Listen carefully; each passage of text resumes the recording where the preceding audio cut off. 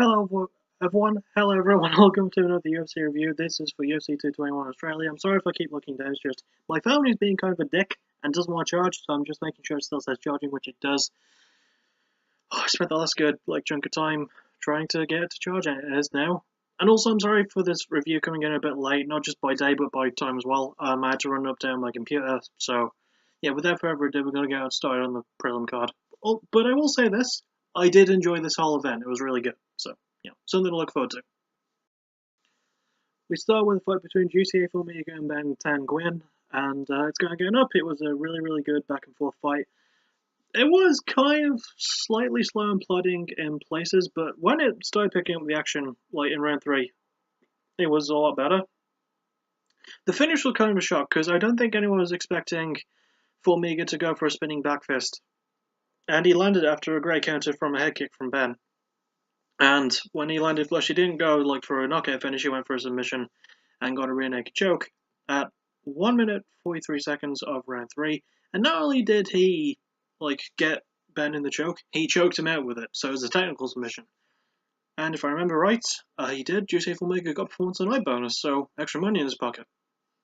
Really good way to start off the prelim card. Let's move on. Next up was a fight between Alexander Volkanovski, I got that right, yay. And a new one I haven't seen before called Jeremy Kennedy. Even though he's fought in the UFC before, this is the first time I'd seen him, and he went in with an 11-0 record. And now he's 11-1 because Volkov won at 4 minutes 57 seconds of round 2. So as the round was ending, it was a pretty one-sided fight, but I'm still going to give it up. Volkanovski really impressed me. He showed great wrestling because he's the shorter fighter, definitely between two. Kennedy's a lot taller and has way more reach. So seeing a smaller man in Volkanovski take him down and just ground and pound him out for a good solid 2 rounds before the referee stopped it. It was quite enjoyable. It was a good finish. Didn't get performance of the night, but I enjoyed it. Or did I get performance of the night? I don't remember. It did not. But we'll get to that in about 3, 2, 1 now. But yeah, this fight was good. Gets up. Next up was a fight between two people and really, one of them I haven't seen much of before and one of them making his debut. The one who I've seen before but not a lot of is Rob Wilkinson, who fought against Israel Adesanya, and who's from New Zealand because this fight card is in Australia. Adesanya is from New Zealand and Wilkinson's from Australia, and Adesanya won by TKO in round 2. He showcased a really good game. His nickname is the Switch, the Style Switch Master or something, and he showed how good he is. He went from orthodox to southpaw really well. And, he just kept using his better range to outstrike Wilkinson before getting the finish about 3 minutes 37 seconds in round 2. Still, he did a solid job. He has really good head kicks, does Adesanya. I'm going to keep Adesanya. I'm going to have to look that up. Adesanya. I'm probably going to forget his pronouncement next time I see him fight. But yeah, he has a really good kick game, good striking. Eventually got to a point where Wilkinson was just out on his feet. So, yeah, gets him up though. Really liked it. Then we have our last fight of the prelims between the Maestro Dong Hyun Kim, not the Stun Gun one. There's a difference, even though they're both from Korea and they both have the exact same name. Anyway, against Damian Brown, and Kim won by unanimous decision after 3 rounds. It was still a solid enough fight, and Damian Brown proves why he's such a tough son of a gun. I was a bit hesitant to give this fight an up, but I'm going to give it one anyway because it was definitely entertaining enough. It did cap off the prelims in a good enough way. I wish the fight could have been better in places, but I did still enjoy it, and both fighters really impressed me, as they always do. Dong Hyun Kim, the Maestro one, is really good, as is Damian Brown, known for his brutal wars, and he definitely blended this fight. He always does. It's he has something with his face where he just bleeds if you would just touch it gently. So, yeah, onwards to the main card now. We move on to the first fight of the main card between Tyson Pedro and Saparbek Safarov. I said that right. And Pedro won by submission due to Kimura at 3 minutes 54 seconds of round 1. It's going to get a huge up. Holy crap, this is a good finish. They were both exchanging really well, had really good striking. Eventually, Safarov had Pedro against the cage, and Pedro managed to get a really awkward Kimura position from there. And he rolled through it as he was being taken down and managed to secure completely. Got his legs around. This is going to sound weird. He got his legs around Sephiroth's head, managed to sink in the Kimura, and Sephiroth had no choice but to tap. It was a beautiful submission. Did this one get the other performance of the night? It didn't. Oh, it was Azrael Adesanya who got the other performance of the night. I probably forgot to mention that. Still, if they were to give it a third one, I'd probably give it to this. Solid stuff. I enjoyed it. Moving on. We then get to the biggest up as we get to the fight night between Jake Matthews and Li Jingliang. Yeah, huge up and probably my top 10 of the year. It was such an exciting back and forth fight.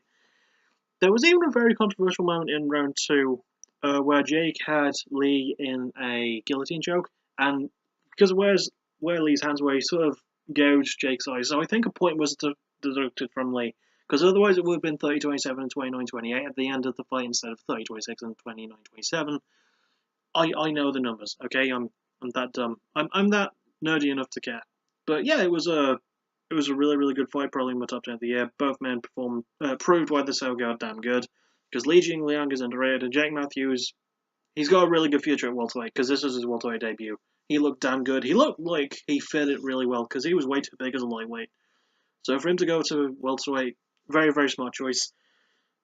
You know, yeah, just really good fight. Probably in my top 10. Super awesome. Onwards, we shall move. Next up was Tai Tuivasa, one of Australia's favourites, against Cyril Esker, and Tai Tuivasa won by TKO in round 1 at 2 minutes and 80 seconds. Gets it up. Tai, he's kind of cocky, but he's just really enjoyable to watch. You know, he's just a lot of fun to watch. He basically had Cyril out on his feet within the first few strikes. Like, you know, after that was just a matter of time. Landed great body shots, elbows, and I think weirdly the finish came when he tried throwing Esker, and he fell into the cage. So Esker fell into the cage and hit his head and just fell down, and then the referee stopped it. He didn't stop it from the crap load of strikes beforehand. No, he stopped it when his head hit the cage and he hit the floor. Like, you could have stopped that earlier, dude. You should have stopped it earlier. But yeah. Also, while I remember, because it's in Australian, one of the referees, Steve Percival, he didn't get booed, which is strange because he's basically the Australian Steve Mazzagatti.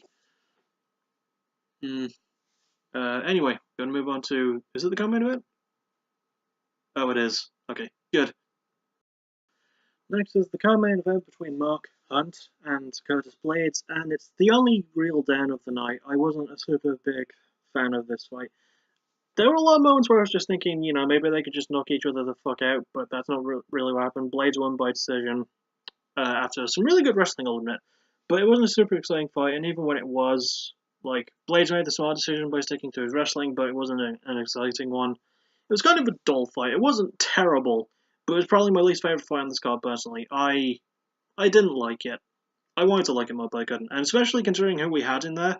I mean, Curtis Blaydes is a young knockout artist on the rise, and Mark Hunt is known for punching them and just moving before they hit the floor and die. So, yeah, I mean, this fight could have been better. It does get down. Could have been a better co-main event, but we move on to the main event, which I quite enjoyed. So, moving on. And finally, we have the main event between Yoel Romero and Luke Rockhold. Romero won in round 3 by knockout due to punches at 1 minute 48 seconds. It's going to get up. I mean, it was a pretty exciting fight throughout, but the finish was just fantastic. Round 1 is the round where Yoel Romero likes to take his time, as a rule. You know, he likes to gauge the opponent. He doesn't like to go super hard, super quick.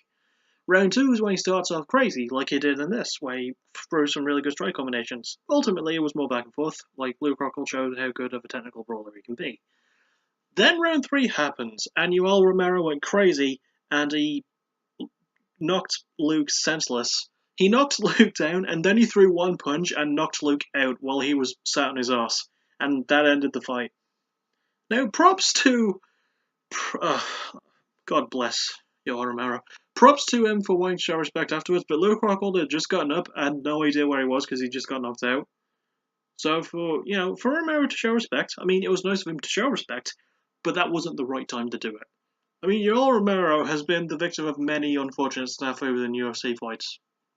That's part of the reason I used to hate him, actually. I don't anymore, I like him a lot more now. But, it's kind of weird. Anyway, yeah, I mean, all in all, this was a really fucking good event. I really enjoyed it. I love it when the UFC goes to Australia because the fans there are probably more passionate than fans of even English fighters. Like when they hold events in England and Brazil, and yeah, and China and Japan, like which is a lot rarer. I mean, they hold them all the time in the USA and in Canada, so it's nice for them to branch out to other places. It's just cool.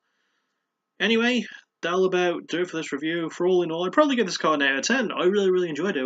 It was solid stuff. Plenty of finishes, enough fights that went the distance. I don't really have a lot to complain about. So, yeah, I'll see you all next time, probably for my Story of the Year backtracking episode.